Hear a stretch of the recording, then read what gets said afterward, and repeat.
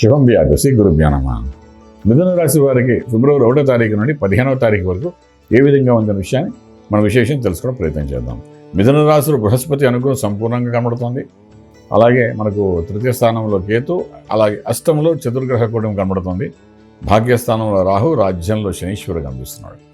So ఇలా ఉంటున్నప్పుడు ఆర్థిక విషయానికి వచ్చినప్పుడు మాత్రం ఉద్యోగరీత్యా చేసే ప్రయత్నాల్లో కొంచెం స్లోగా, నెమ్మదిగా ఏదో అవుతుందా, కొత్త ప్రయత్నాల్లో ఒక చిన్న మూమెంట్ ఇస్తుండటం తప్ప ఏది ఫలితం అయితే 15 రోజులు కనిపించదు.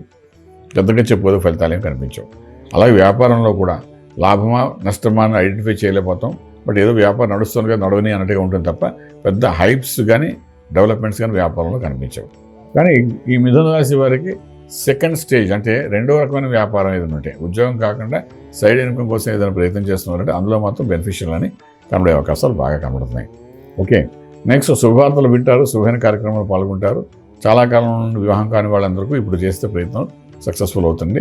35-40 ఏళ్ళు వచ్చినా సరే మ్యారేజ్ లైఫ్లో ఇంకా సెట్ కాని వాళ్ళు ఎవరైతే ఉన్నారో ఇప్పుడు ఈ 15 రోజులు కొంచెం గట్టిగా అనుకుంటే పని అయ్యే అవకాశం బాగా కనబడుతుంది. గృహప్రవేశం, శంకుస్థాపన, భూమి పూజల మీద మీరు చేసే ప్రయత్నాలు సక్సెస్ఫుల్ అవుతాయి. అలాగే గోసేవ చేసుకోండి. మీకు సంతాన సౌభాగ్యానికి అన్ని కావాల్సిన ఫలితాలు, మంచి ఫలితాలని వచ్చే అవకాశాలు ఉంటాయి. ఇది బాగా కనిపిస్తుంది. ఇక్కడ ఇంపోర్ట్ ఎక్స్పోర్ట్ వ్యాపారం న్యూట్రల్గానే ఉంటాయి. మీకు విదేశాల నుండి కొన్ని గుడ్ న్యూస్లు మీరు వినే అవకాశాలు ఉంటుంది. దూర బంధువుల నుండి కూడా శుభవార్తలు వినే అవకాశాలు బాగా కనిపిస్తున్నాయి. ఓకే, ఇంకా ఆరోగ్య విషయం తీసుకుని వచ్చినప్పుడు అష్టంలో 4 గ్రహాల యొక్క కుటుంబం కనబడుతుంది. అందులో రాశ్యాధిపతి అక్కడ ఉన్నాడు, రాశికి యోగించేవాడు అక్కడ ఉన్నాడు, ద్వితీయోకారు కూడా అక్కడే ఉన్నాడు. ఈ రకరకంగా కుజుడు ఉచ్చస్థితిలో కూడా కనిపిస్తున్నాడు. సో ఇవన్నీ మనం దృష్టిలో పెట్టుకుంటే విశేషంగా నారాయణ మంత్రం ఏదైతే ఉందో అష్టాక్షరి మహామంత్రాన్ని సాధన చేసుకుంటూ కానీ ముందుకు వెళ్ళగలిగితే ఆరోగ్య విషయంలో ఇబ్బంది పడకుండా ఉండే అవకాశాలు బాగా కనబడుతున్నాయి. ఫిల్మ్ ఇండస్ట్రీ, ఫార్మా ఇండస్ట్రీ వాళ్ళకి రైజింగ్ బాగానే కనబడుతుంది. అలాగే ఎక్స్పోర్ట్ ఇంపోర్ట్ వ్యాపారాలు కూడా చాలా అనుకూలంగా కనబడుతుంది.